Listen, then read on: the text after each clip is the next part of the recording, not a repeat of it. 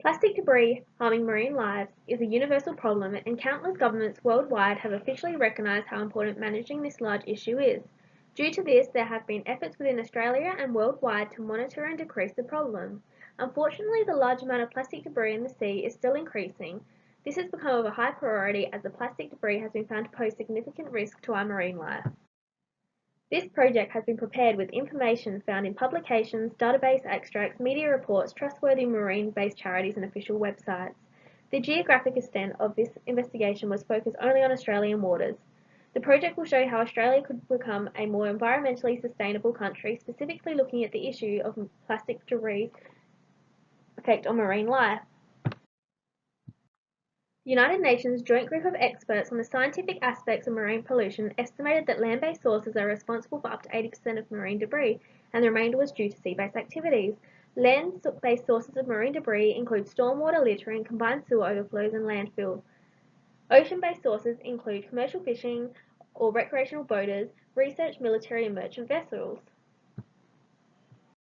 Danielle Ciccarelli stated that at least 77 species of marine wildlife found in Australian waters have been impacted by entanglement or ingestion of plastic debris during the last 3.5 decades. The species that were recorded to be affected include 6 species of marine turtles, 12 species of cetaceans, more than 34 species of seabirds, dugongs, 6 species of pinnipeds, at least 10 species of sharks and rays, and at least 8 other species. Many marine animals within Australia's oceans have been harmed or killed by the marine debris. This is due to them either becoming entangled in it or mistaking the plastic debris for food and eating it. The Australian government has taken steps in the past to minimise this issue. In June 2009, the Australian government put into place the Threat Abandonment Plan. This was following consultation with stakeholders including industry, conservation, state, territory and local governments. The Threat Abandonment Plan provides a coordinated national approach to implement measures to prevent and minimise the impacts of harmful marine debris have on marine life. Through this plan, the government hopes to contribute to the long-term prevention of incidents of harmful marine debris, remove existing harmful marine debris from marine environments, mitigate the impact of harmful marine debris on marine species and ecological communities, and monitor the quantities, origins and impacts of marine debris and assess the effectiveness of management arrangement over time for the strategic reduction of debris. Whilst the plan has been put into place on a national level, state and territory governments are responsible for the prevention and self-management of land sources of marine debris. You can see in Table 1 the key legislations for each state and territory. By Australian households taking a few simple steps to minimise plastic use, the amount of harm being done can be minimised drastically. The Australian public can take part in reducing and preventing marine debris by avoiding using products with excessive packaging, investing in reusable drink bottles, and using reusable bags.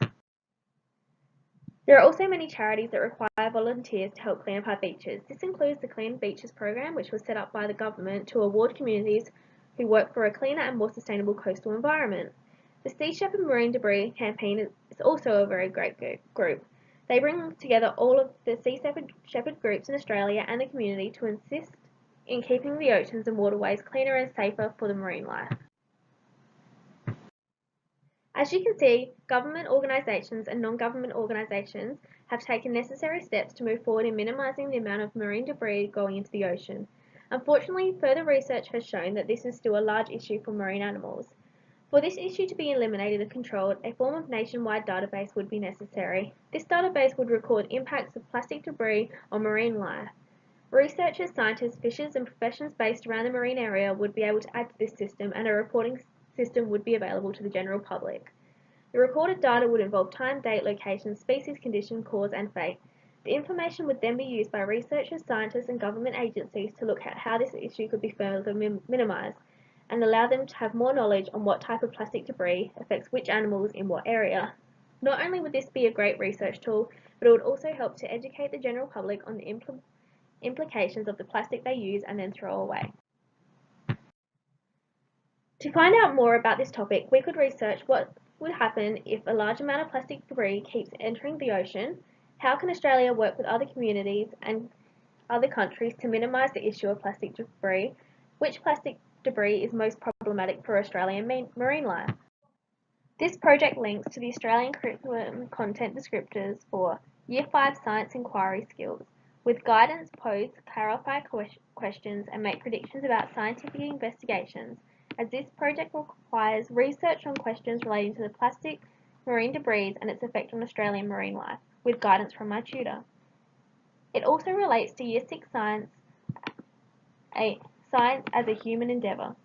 Scientific knowledge is used to solve problems and inform personal and community decisions, as I was required to investigate how plastic debris can affect marine life and how it can be prevented or minimised through planning, community efforts, and government regulations. Thank you, and let's keep our marine life safe and healthy.